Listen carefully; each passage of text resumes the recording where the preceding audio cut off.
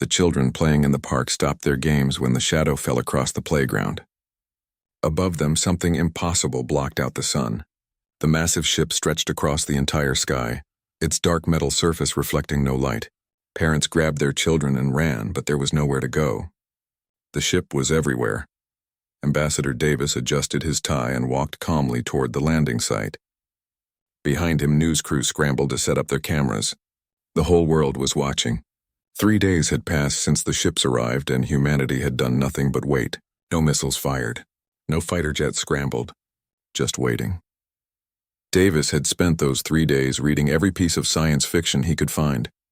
He wanted to understand what these visitors might expect from first contact. The books all said the same thing. Advanced aliens would see humans as primitive and weak. They would demand surrender or destroy everything, so Davis would give them exactly what they expected. The alien ship's door opened with a sound like breaking glass. 3 figures emerged, each one twice as tall as any human. Their skin looked like polished stone, and their eyes glowed with soft blue light. They wore armor that seemed to flow like liquid metal, technology beyond anything humans had ever imagined. The lead alien stepped forward. When it spoke, the words came from a device on its chest, translating its thoughts into perfect English. "I am Commander Thex of the Dominion Empire. We claim this world for our expansion. Your species will submit or face destruction." Davis smiled and bowed deeply. "Welcome to Earth, Commander Thex. I am Ambassador Davis, representing all of humanity. We are honored by your presence." Thex tilted his massive head. Other species had begged. They had screamed. They had fought uselessly before accepting the inevitable. But this small creature seemed almost happy to see them. "You do not resist?" "Resist?" Davis laughed softly. "Commander, look at us.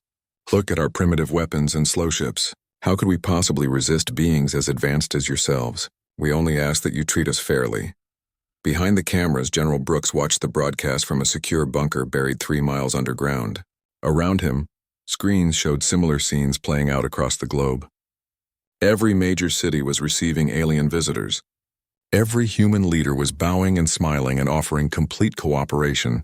Brooks knew better. He had spent 30 years preparing for this exact moment. Not preparing to fight aliens specifically, but preparing for any invasion that threatened human survival. The plans were already in motion. Every smile, every bow, every word of submission was carefully calculated. "Phase 1 is working perfectly," whispered Lieutenant Kim beside him. "They're buying it completely."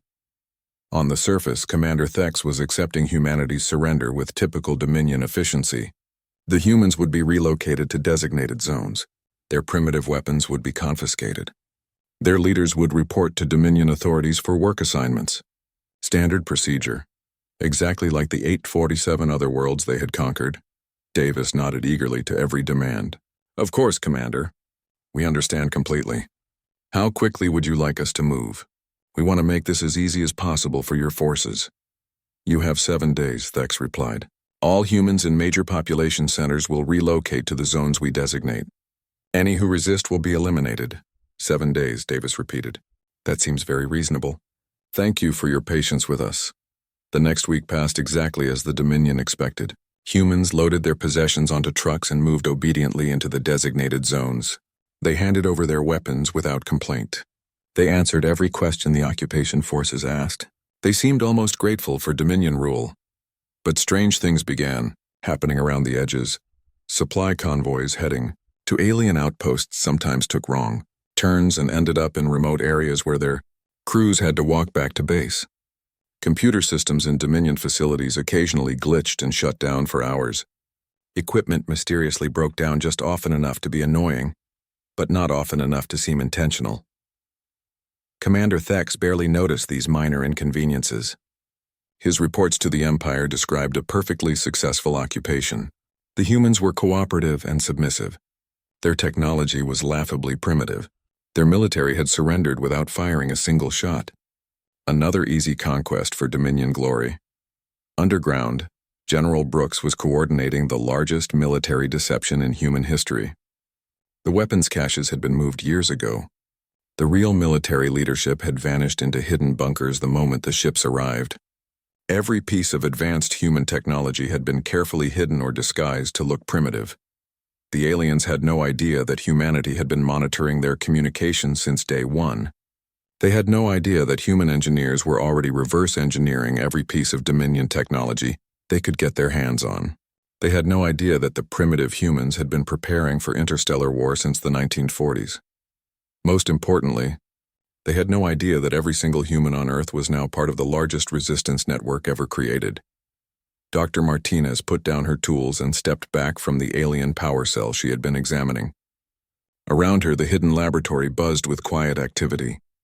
Teams of scientists worked on captured Dominion equipment, learning everything they could about alien technology. "It's almost insultingly simple," she said to her assistant. "Their power systems are incredibly advanced, but they're designed for beings who never have to improvise. Everything is standardized. Everything follows the same patterns. Can we use it?" asked the assistant. Martinez smiled. "We can do better than use it. We can turn it against them." On the surface, Ambassador Davis continued his performance. He attended meetings with Dominion administrators. He signed documents transferring human resources to alien control. He smiled and nodded and asked how humanity could better serve their new masters. But every night he met with resistance coordinators. Every smile hid a report about alien weaknesses. Every signed document contained hidden information about Dominion troop movements and supply routes. The Dominion had conquered 847 worlds using the same basic strategy. Overwhelming technological superiority followed by administrative occupation. They had never encountered a species that could separate the appearance of defeat from the reality of resistance. They had never fought humans before. Commander Thex filed his weekly report with complete confidence. Earth occupation proceeding smoothly. Human population fully compliant. No resistance detected. Recommend standard transition to colonial status within 6 months. 3 levels below his feet, Brooks was finalizing plans that would turn that confidence into the Empire's worst nightmare. The real war was about to begin, and the Dominion had no idea what they were dealing with. The children were still playing in the parks, but now they were playing different games. Games that looked like hide and seek but taught them how to move without being detected. Games that looked like tag but taught them how to communicate silently. Games that would prepare them for the day when humanity stopped pretending to be helpless. That day was coming soon. The explosion echoed across the valley like thunder, but there had been no lightning. Smoke rose from what used to be the Dominion supply depot, and Commander Thex felt something he had never experienced in 200 years of conquest. Confusion. This was the 15th accident in 2 weeks. Power plants failed, supply convoys crashed, communication towers stopped working. Each incident looked random, but 15 random accidents seemed impossible. "Status report," Thex demanded as he stood in the ruins of the depot. Lieutenant Vex consulted his scanner. "Explosive device, sir. Primitive chemical composition, but the placement was precise. They knew exactly where to hit us for maximum damage. They?" Thex's voice carried a dangerous edge. "The humans are in the relocation zones. They have no access to explosives.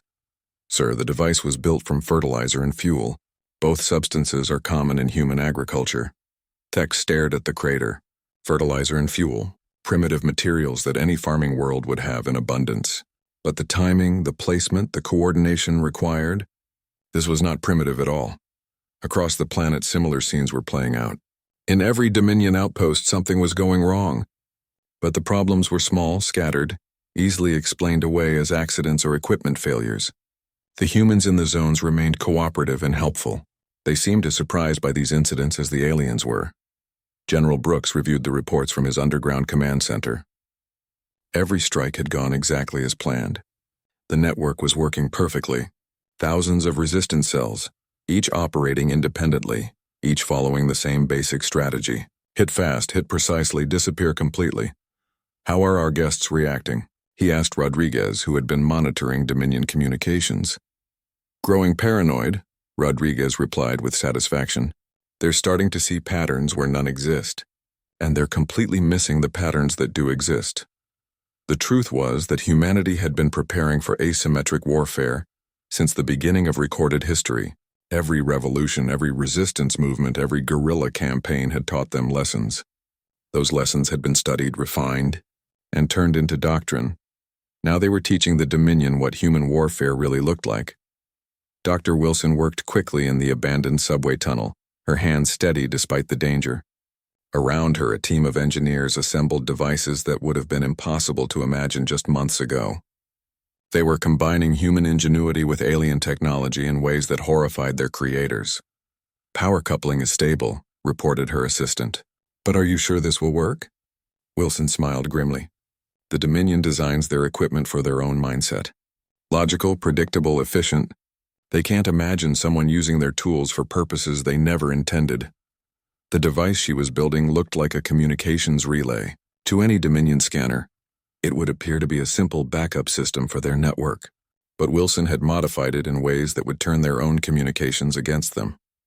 Above ground, the humans in the relocation zones continued their daily routines. They worked in the fields the Dominion had assigned them. They attended the educational sessions about Dominion culture. They lined up obediently for food distribution, but they were watching, learning, memorizing guard schedules and patrol routes and communication protocols. Every human in every zone was gathering intelligence, even the children. 10-year-old Sam had become very good at hide and seek. So good that the Dominion guards sometimes forgot he was there entirely. He could sit perfectly still for hours, watching and listening and remembering everything. His mother thought he was just playing games. She was wrong. Sam was training for war. The first coordinated attack came at midnight on a Tuesday. Every Dominion outpost on Earth experienced a power failure at exactly the same moment. Emergency generators activated, but they had been sabotaged hours earlier. Communication networks went dark. Transportation systems failed. For 12 minutes, the most advanced military force in the galaxy was blind and deaf on a primitive planet. Commander Thex stood in his darkened command center, emergency lighting casting strange shadows on the walls. "How?" he whispered. "How is this possible?" Nobody answered because nobody knew. The humans had done something that the Dominion couldn't understand. They had struck everywhere at once with perfect timing and complete coordination, but they had done it without any technology the aliens could detect. They had done it with people. While the aliens struggled to restore their systems, resistance fighters were already moving. They slipped through the darkness like ghosts, placing new devices, gathering intelligence, disappearing before the lights came back on. By the time Dominion systems were restored, the landscape of the war had changed completely, but the aliens didn't know it yet. Rodriguez crouched in the ventilation shaft above the Dominion Communications Center, listening to their emergency broadcasts. The aliens were panicking in their calm, efficient way. They were calling for reinforcements, demanding explanations, issuing threats that sounded increasingly desperate. They still didn't understand what they were fighting. Below him, Dominion technicians worked frantically to secure their systems. They installed new safeguards, encrypted their communications, doubled their guard patrols. Every measure was logical and appropriate for fighting a conventional enemy. But humans were not conventional enemies. The next phase began 3 days later. Dominion patrols started disappearing. Not killed, not captured, just gone. They would set out on routine missions and never return. Search teams would find their equipment scattered across miles of terrain, but no bodies, no blood, no signs of struggle. "It's like they just vanished," reported one search team leader. "Their armor is intact but empty. Their weapons are untouched. There's no indication of what happened to them." Commander Thex studied the reports with growing unease. 12 patrol teams had vanished in the past week. Each disappearance followed the same pattern. The teams would be responding to a distress call or investigating a minor incident, when contact would simply stop. "Sir," Lieutenant Vex said quietly, "the troops are starting to request transfers off-world." Thex's massive fist clenched. No Dominion force had ever retreated from a primitive world. The Empire's reputation was built on absolute victory against any opponent, but his soldiers were afraid, and fear was something they had never been trained to handle. "Double the patrols," he ordered. "Triple the guard shifts. These humans are playing games with us, but we will not be intimidated by primitives." But the humans weren't playing games. They were hunting. Brooks reviewed the psychological profile reports with grim satisfaction. The Dominion forces were exhibiting classic signs of stress from asymmetric warfare. Their rigid military structure was breaking down under pressure they couldn't understand or counter. "Phase 2 is complete," he announced to his staff. "They're starting to see threats everywhere. Their efficiency is dropping, their morale is cracking, and they're making mistakes. What's Phase 3? Asked Rodriguez. Brooks smiled, and it was not a kind expression. Phase 3 is when we stop being invisible. Phase 3 is when we let them see exactly what they're dealing with. The message appeared on every Dominion screen simultaneously. It bypassed their security, ignored their firewalls, and displayed in perfect Dominion script. But the content was purely human. We are watching you. We know where you sleep, where you eat, where you feel safe. We have been in your ships, your bases, your private quarters. We could have killed you at any time, but we chose not to. Yet, this is your only warning. Leave our world, or discover what humans become when you threaten our home. Commander Thex stared at the message for a long moment. Then he did something no Dominion commander had done in 1,000 years of conquest. He began to plan a retreat. The Dominion soldier walked through the forest alone, exactly as he had done every day for 3 months. His scanner showed no life signs except small animals. His armor registered no threats. His communication link remained clear with base command. He had no idea that 50 humans were watching his every step. Sarah crouched motionless in the trees, her breathing synchronized with the wind.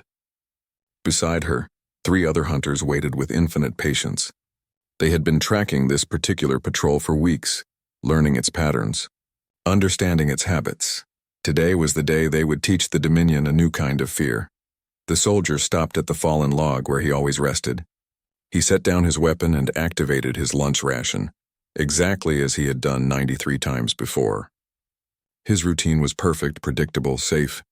Sarah moved like liquid shadow. One moment she was 20 feet away in the trees. The next moment she was behind him, her hand covering the speaking device on his armor. She whispered in his ear in perfect Dominion language, "Your friends cannot hear you now. Do not move. Do not speak. Just listen." The soldier's eyes went wide with terror. Humans were not supposed to speak Dominion. Humans were not supposed to move without making sound. Humans were not supposed to appear from nowhere like ghosts. "We have been watching you," Sarah continued. "We know you take the same path every day. We know you stop here to eat. We know you call your base every 30 minutes. We know your real name is Corval and you have a mate named Syrah on the homeworld." Corval's breathing became rapid and shallow. How could they know about Syrah? That information was classified military personnel data. "We know because we have been inside your computers. We have been inside your ships. We have been inside your most secure facilities." Sarah's voice remained calm, almost friendly. "We could have killed you any day for the past 3 months, but we wanted you to understand something first." She released him and stepped back. Corval spun around, his weapon raised, but Sarah was already gone. The forest stood empty except for the wind in the trees. "Tell your commander," her voice came from somewhere in the branches above, "that humans adapt." Corval ran back to base faster than he had ever run in his life. Commander Thex listened to the report with a calm expression that hid his growing alarm. This was the 7th encounter of this type in the past month. Dominion soldiers confronted by humans who spoke their language, knew their personal information, and vanished like smoke. "How are they getting our personnel files?" he demanded. "Unknown, sir," replied his intelligence officer. "Our systems show no signs of intrusion. Our security remains intact, but their security was not intact. It had been compromised from the very beginning by an enemy they still did not understand." Dr. Martinez worked in her hidden laboratory, surrounded by Dominion equipment that had been modified beyond recognition. She had learned to think like an alien engineer, to understand the logic behind their designs. Now she could make their technology do things they never imagined. "Communication intercept is working perfectly," she reported to General Brooks. "We're not just listening to their messages. We're reading their personal files, their tactical plans, their psychological profiles. And the language learning? Every human in the Resistance is now fluent in basic Dominion.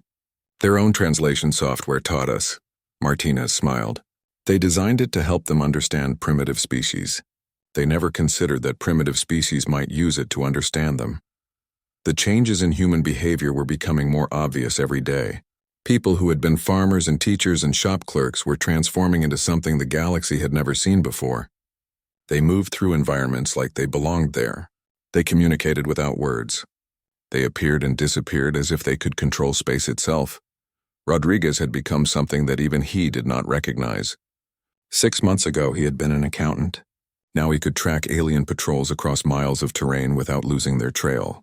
He could predict their movements hours in advance. He could infiltrate their camps and leave without anyone knowing he had been there. He was becoming what humans became when their survival was threatened. He was becoming a predator. The Dominion base at New Geneva had been considered their most secure facility on Earth. Surrounded by energy barriers, guarded by the best troops, protected by sensors that could detect a mouse at 1,000 yards. The humans walked through it like it was a public park. Lieutenant Vex was reviewing security footage when he noticed something impossible. The timestamp showed 0347 hours. The camera angle covered the main armory, and there, walking calmly through the supposedly impenetrable barrier, was a human female. She moved through the facility like she knew every corridor, every guard station, every weak point in their defenses. She placed small devices on equipment, downloaded data from computers, and examined weapon systems. Then she walked back out through the barrier and vanished into the night. How? Vex whispered. The answer was that humans had been studying the barriers for months. They had learned that the energy fields were designed to stop projectiles and vehicles, but they were permeable to organic matter at certain frequencies. The Dominion had never encountered a species intelligent enough to figure this out. They were learning that human intelligence was different from anything they had faced before. Brooks stood in his command center, watching reports flood in from around the globe. The transformation was accelerating. Humans were not just fighting back anymore. They were evolving. "Sir," reported Wilson, "we're seeing coordination patterns that shouldn't be possible. Resistance cells in different continents are operating in perfect synchronization without any electronic communication." "How are they doing it?" "We think they're using the Dominion's own communication network against them. Every message the aliens send, every data transmission, every system update, the humans are hiding signals inside the background noise." Brooks nodded slowly. It was exactly what he had hoped would happen. Humans were not just adapting to alien technology. They were becoming part of it. The hunting pack found the Dominion supply convoy just after dawn. 12 vehicles carrying food and equipment to remote outposts. Exactly the kind of target that would hurt the aliens without causing civilian casualties. But this was not like the raids of 6 months ago. This time, the humans did not hide. Adams led the pack down from the hills like wolves descending on prey. They moved in perfect formation, each hunter knowing exactly what the others would do. They had practiced this attack 100 times in their minds, communicating through glances and gestures that no alien could understand. The convoy stopped when they saw the humans approaching. The drivers reached for their weapons, confident that their superior technology would handle these primitives easily. They were wrong. The humans had studied Dominion weapons for months. They knew every weakness, every limitation, every way to turn the aliens' advantages against them. They moved like water around the convoy's defenses, striking with precision that seemed supernatural. In 3 minutes, it was over. The convoy was destroyed, its cargo scattered, its crew tied up but unharmed. The humans had taken what they needed and vanished back into the wilderness, but they had left something behind. A message written in Dominion script on the side of the lead vehicle. "We are no longer hiding." Commander Thex read the report with hands that shook slightly. His forces had been on Earth for 1 year. In that time, they had gone from confident conquerors to frightened occupiers. The humans had changed from helpless primitives to something that his military training had no name for. He opened a secure communication to the Dominion High Command. For the first time in his career, he was going to request permission to retreat from a primitive world, but he suspected it might already be too late. Deep in the abandoned subway tunnels, the Resistance leadership was planning their next phase. The aliens had seen human adaptation. They had seen human intelligence. They had seen human coordination. Now it was time to show them human ruthlessness. Fleet Admiral Corvix had conquered 47 worlds in his lifetime. He had seen species fight with primitive weapons, advanced technology, and desperate courage, but he had never seen anything like the reports coming from Earth. "Impossible," he muttered, reading the latest intelligence summary. "Humans cannot be operating in space. They have no ships capable of interstellar travel." His aide, Captain Nexris, shifted uncomfortably. "Sir, 3 more supply ships have gone missing between here and the outer system.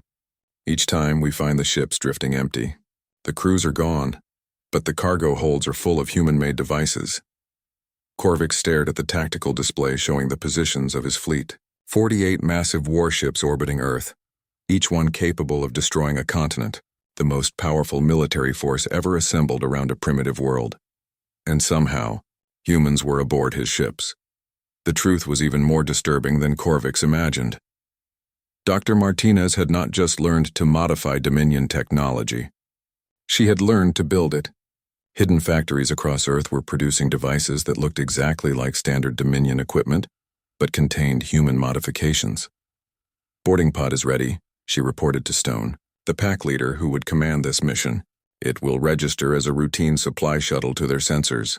Stone nodded grimly. He was no longer the construction worker he had been 18 months ago. Months of guerrilla warfare had transformed him into something harder, sharper, more dangerous. He moved like a predator now, thought like a predator, planned like a predator. "How many can we fit?" 12 hunters. That should be enough for a heavy cruiser. Stone smiled, and Martinez was reminded that humans had evolved from creatures that hunted in packs. More than enough. The boarding pod approached the Dominion cruiser exactly like a supply shuttle returning from the planet's surface. Its identification codes were perfect. Its flight path was routine. Its cargo manifest listed standard provisions and replacement parts. The Dominion crew received it without suspicion. They had been expecting this supply run. Everything was exactly as it should be, except for the 12 humans hiding in the cargo containers. Turner moved through the ship's corridors like a ghost. His suit was made from Dominion materials but modified for human physiology. To any scanner, he looked like a tall, thin alien crew member reporting for duty. The disguise was perfect because humans had been studying Dominion biology for over a year. They knew how the aliens moved, how they breathed, how they communicated. They had learned to mimic every aspect of alien behavior. Turner's mission was simple: plant devices throughout the ship that would give humans complete control over its systems. But as he moved deeper into the vessel, he began to understand something that even General Brooks had not anticipated. The ship's crew was afraid. He listened to their conversations as he worked. They spoke in whispers about the human planet below. They shared stories about comrades who had vanished without trace. They jumped at every unusual sound, every minor system alert. These were elite Dominion warriors trained from birth to conquer worlds. And they were terrified of humans. Turner completed his mission and signaled the other hunters. Within an hour, they had turned the massive warship into a human intelligence gathering platform. Every communication would be intercepted. Every order would be recorded. Every secret would be exposed. But more importantly, they had proven that humans could go anywhere, infiltrate anything, become anyone. The galaxy's most advanced civilization had no defense against human adaptability. General Brooks received Turner's report with grim satisfaction. The space-based operations were exceeding all expectations. 12 ships had been infiltrated in the past month. The entire Dominion fleet was compromised. "Sir," reported Rodriguez, who now coordinated intelligence from 6 continents, "we're seeing something interesting in their communication patterns. The aliens are starting to question orders from their homeworld." "Explain." "They're being told to maintain their positions and complete the conquest, but the local commanders are requesting permission to withdraw. The disconnect is creating confusion in their chain of command." Brooks studied the tactical displays showing resistance operations across the globe. Red dots marked active operations. Blue dots showed infiltrated alien facilities. Green dots indicated human-controlled territory. The map was mostly green now. "They're starting to understand," he said quietly. "They're beginning to realize what they're really fighting." On the planet's surface, the war had entered a new phase. Humans no longer hid from Dominion patrols. They hunted them. Adams led her pack through the ruins of what had once been Detroit. The city had been abandoned during the initial evacuation, but now it served as a perfect hunting ground. The buildings provided cover, the streets channeled movement, and the underground tunnels allowed hunters to appear anywhere without warning. The Dominion patrol consisted of 6 soldiers in powered armor. They moved in textbook formation, covering each other's blind spots, scanning constantly for threats. Their training was flawless, their equipment superior, their tactics perfect. It would not be enough. Adams watched them from a building 3 blocks away. Beside her, 5 other hunters prepared for the attack. Each one was armed with weapons built from scavenged alien technology, but designed according to human tactical doctrine. "Remember," she whispered, "we're not trying to kill them. We're trying to break them." The attack came from 6 directions simultaneously, not bullets or explosives, but precisely targeted electromagnetic pulses that disabled the aliens' armor without harming the occupants inside. In 30 seconds, 6 elite Dominion warriors were reduced to helpless figures trapped in dead machinery. Adams approached the patrol leader as he struggled with his powerless armor. She spoke to him in fluent Dominion, her voice calm and conversational. "Your name is Korath. You have served the Dominion for 15 years. You have conquered 12 worlds. You believe you are fighting primitive humans who cannot threaten your mighty empire." Korath's eyes widened in terror. How could she know his service record? "You are wrong," Adams continued. "You are not fighting primitives. You are fighting the species that killed every large predator on their homeworld, then built cities where those predators used to hunt. You are fighting the species that turned their entire planet into a weapon." She gestured to the ruined city around them. "This is not destruction, Korath. This is preparation. We built our cities to be battlefields. We planned for this war before your species learned to use fire." Adams activated a device that would restore power to the aliens' communication systems, but leave their weapons disabled. "Tell your fleet what you have learned here. Tell them that humans do not surrender. Tell them that humans do not forgive. Tell them that humans have been hunting since before your civilization existed." She and her pack vanished into the ruins, leaving 6 Dominion soldiers alone in the dead city, with a message that would spread terror through their entire fleet. Commander Thex sat in his command center, reading reports that made no sense. Human casualties were virtually 0. Dominion losses were mounting daily. Equipment failures were endemic. Morale was collapsing. Most disturbing of all, his own troops were beginning to refuse orders. "Sir," Lieutenant Vex said quietly, "the morning patrol has requested permission to remain on base." "Denied," Thex replied automatically. "Sir, they're refusing to go out. They say the humans are hunting them." Thex looked up sharply. "Humans do not hunt Dominion forces. We are the apex species in this galaxy." But even as he said it, he knew it was no longer true. Something fundamental had changed in the past 18 months. The humans had revealed capabilities that no primitive species should possess. They had demonstrated coordination that rivaled the Dominion's most advanced systems. They had shown intelligence that exceeded anything in their files. Most terrifying of all, they had shown patience. They could have destroyed his forces months ago, but they had chosen not to. They were playing a longer game, pursuing larger goals. They were hunting not just his army, but his entire civilization. Fleet Admiral Corvix made the call to Dominion High Command with hands that shook from something he had never experienced before. "Fear. Request. Immediate reinforcement or permission to withdraw," he reported. "The humans are not what we believed them to be. They are not primitive. They are not helpless. They are something else entirely." The response came back within hours. "Withdrawal denied. Complete conquest is ordered. The Dominion does not retreat from primitive worlds." Corvix closed the communication and stared at the tactical display. Below him, a blue and green world turned slowly in space. It looked peaceful, harmless, welcoming. But now he knew the truth. Earth was not a planet full of primitives waiting to be conquered. Earth was a trap, and humanity was the species that had built it. Empress Valix ruled the Dominion Empire from a throne carved from the bones of extinct species. In 2,000 years of expansion, she had never received a report that made her question the natural order of the galaxy. Until today. "Repeat that," she commanded, her voice carrying the authority of someone who had never been denied.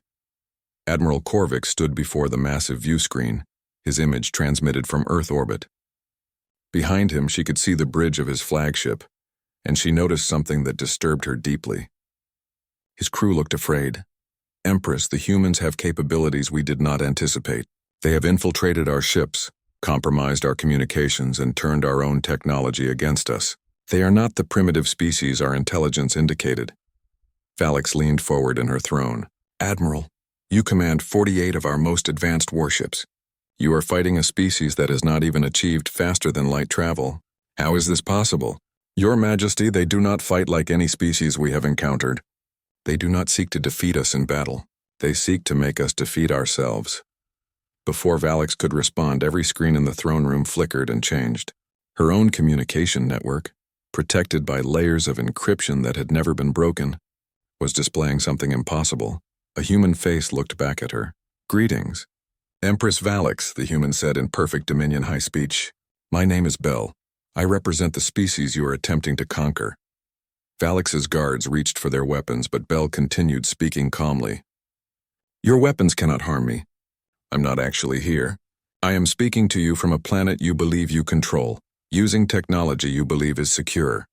The Empress found her voice. "How are you doing this?" "The same way we have done everything else," Bell replied. "We learned. We adapted. We evolved. Your own systems taught us how to reach you." Around the throne room, additional screens activated. Each one showed scenes from Earth that made no sense according to Dominion intelligence. Humans working with advanced technology. Humans operating in space without protection. Humans moving through Dominion bases like they owned them. "What you are seeing is the truth about my species," Bell continued.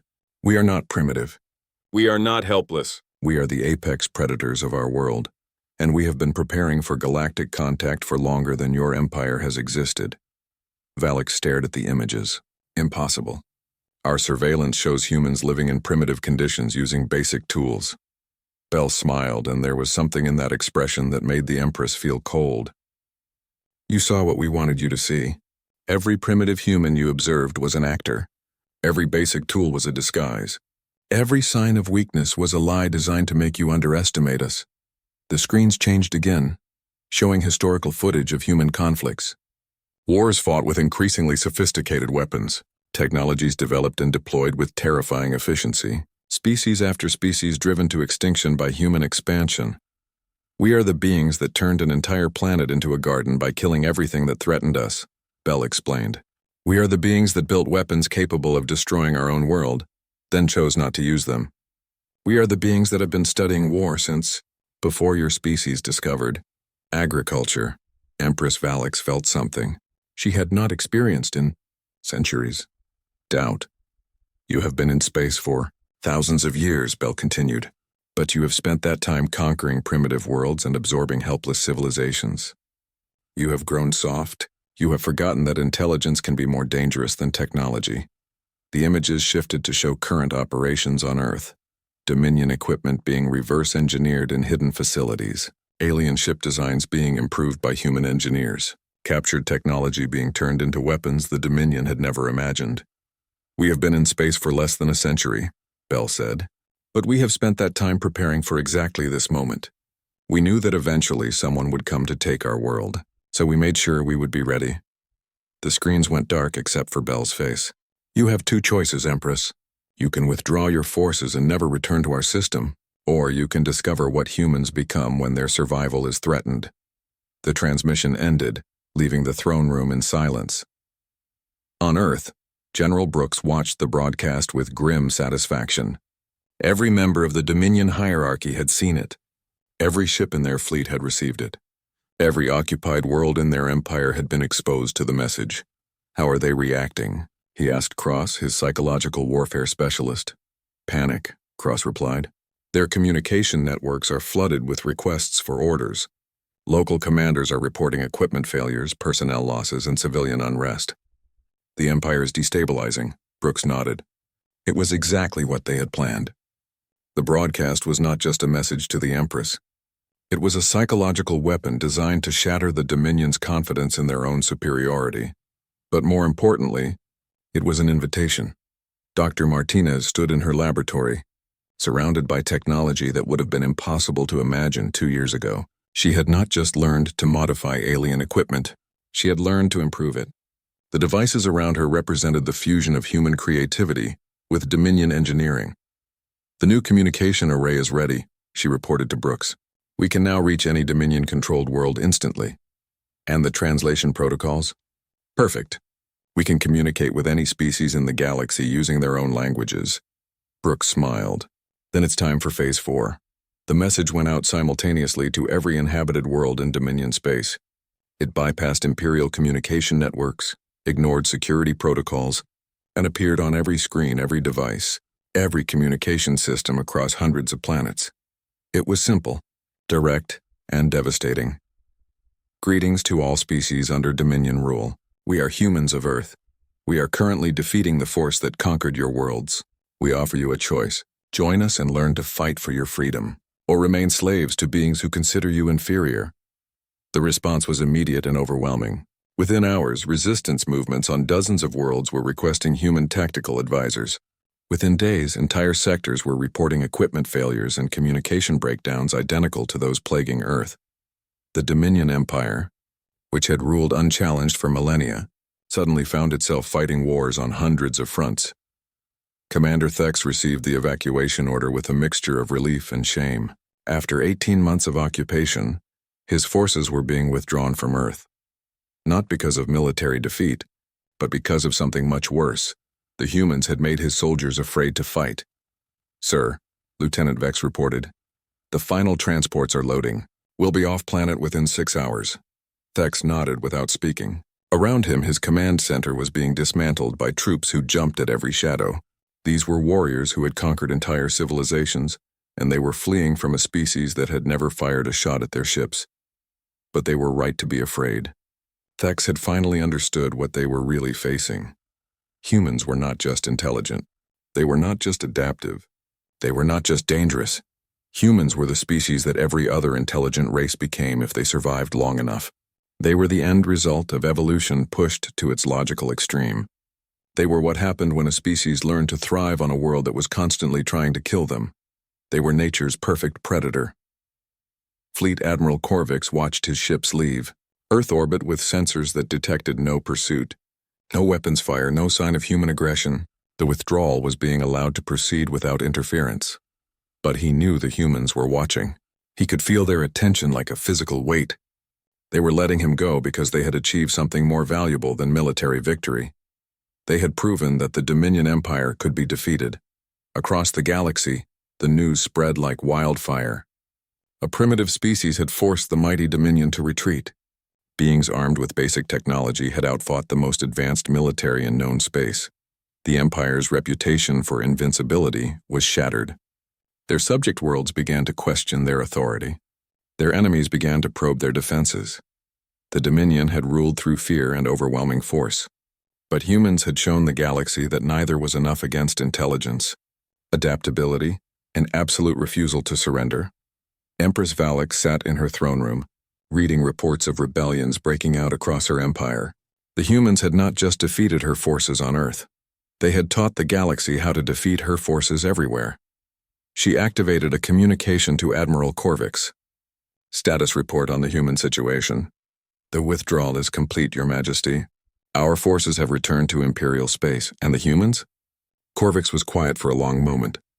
"They are teaching other species to fight like humans." Valix closed the communication and stared at the strategic display showing her empire. Red indicators marked worlds in rebellion. Yellow indicated systems with reported unrest. Green showed loyal territories. There was very little green left. For the first time in 2,000 years, the Dominion Empire was fighting for its survival. And they were losing to an enemy that had learned their greatest weakness. They had forgotten how to adapt. Director Hayes stood before the newly constructed Global Defense Council, watching representatives from 47 species take their seats. 2 years ago, she had been a simple diplomat. Today, she was humanity's voice to a galaxy that had learned to fear and respect the name human. "The meeting will come to order," she announced in the common galactic language that humans had mastered in record time. First item of discussion, the fall of the Dominion homeworld. Murmurs filled the chamber. The impossible had become reality. The empire that had ruled for 2 millennia was collapsing, and the species they had once considered primitive was now coordinating its destruction. Ambassador Kelm of the Risari Confederation stood slowly. His people had been enslaved by the Dominion for 300 years. Director Hayes, our resistance forces report complete success using human tactical doctrine. The Dominion garrison on Risari Prime surrendered without a single shot being fired. Hayes nodded calmly. Psychological warfare remains more effective than brute force.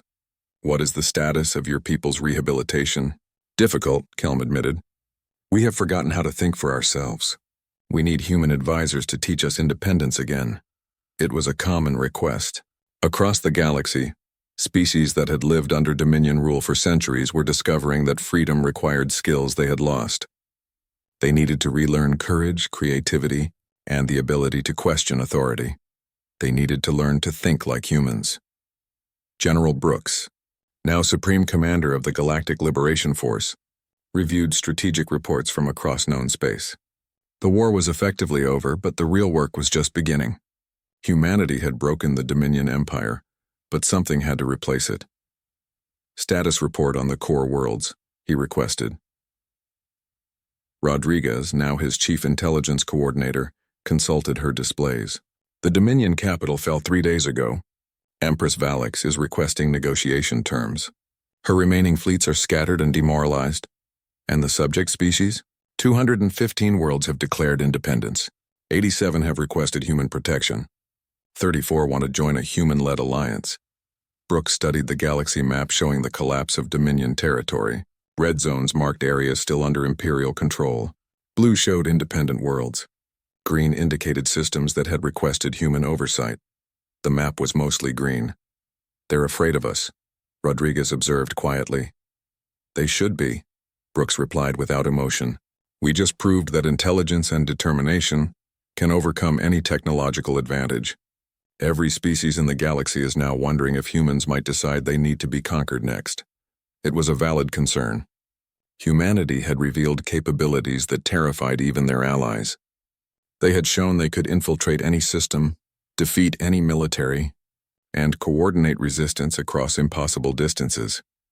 They had become the apex predators of galactic civilization.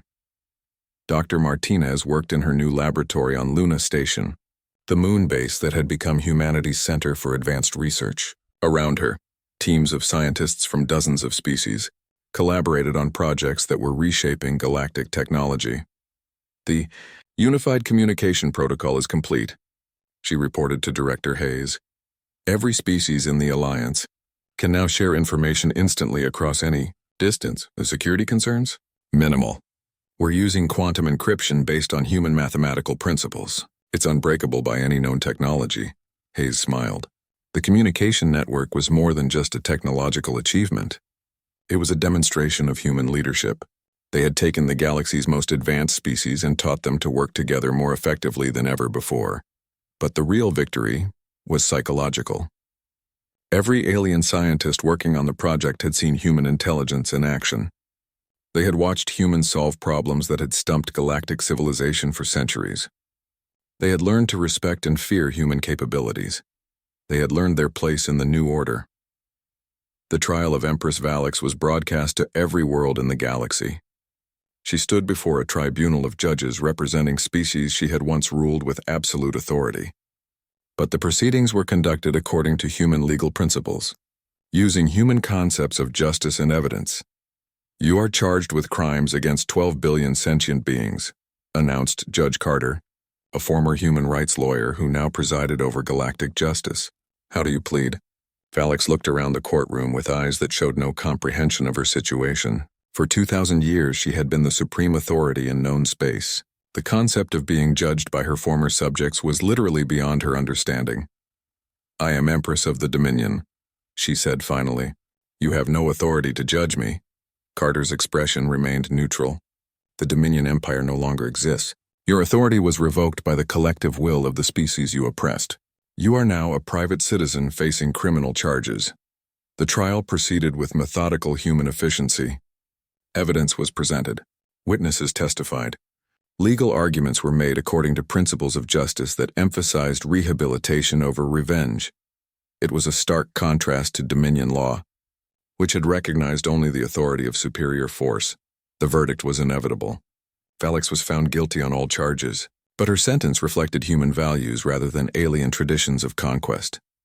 You will spend the remainder of your life working to repair the damage your empire caused, Carter announced. You will serve the beings you once ruled, learning to understand the suffering you created. It was, in many ways, a fate worse than death for someone who had never served anyone. Captain Stone stood on the bridge of the starship Liberation, humanity's first interstellar warship. It had been built using technology captured from the Dominion, but improved by human engineering. The result was a vessel that exceeded the capabilities of anything the galaxy had ever seen approaching. The Outer Rim territories, reported Navigator Kim. Long range. Sensors detect 17 Dominion holdout fleets. Stone nodded calmly. These were the final remnants of the Empire, military commanders who refused to accept defeat. They had retreated to the galaxy's edge, hoping to rebuild their strength and return. They would be disappointed. Signal the fleet, Stone ordered. Standard liberation protocol. Offer surrender terms first. If they refuse, demonstrate why resistance is futile. The human fleet consisted of only 12 ships. The enemy had nearly 200 vessels with superior numbers and firepower. By traditional military logic, the humans should have been hopelessly outmatched. But traditional military logic no longer applied. The battle lasted 14 minutes. Human ships moved through enemy formations like dancers, using tactics that no conventional military could counter. They struck from impossible angles, appeared where sensors said they could not be, and coordinated their attacks with precision that seemed supernatural.